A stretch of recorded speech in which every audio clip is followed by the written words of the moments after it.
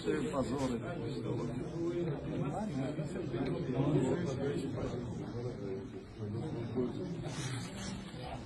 Беспредел.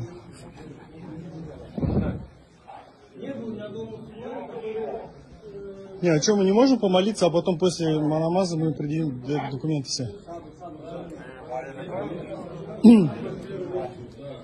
Ни один мусульманин в Библию не кроме сказки, не сожгет и повез. А вы, ваши люди, христиане, католики, Коран сжигаете. Руками трогать не надо оружие. Он молится, Еще раз троньте оружие, вы еще раз повторяю. Расступились, я сказал. Сотрудник полиции выполняет все полномочия. Вы не мешайте молиться, человек будет. Кому надо, те молились.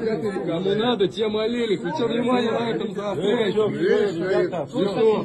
Вы ноги моете в раковине, которая предназначена для умывания лица.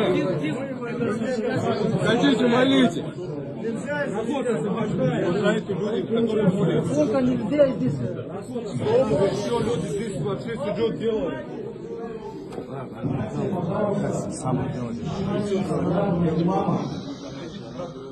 Если есть имам, то его слушать надо, пожалуйста.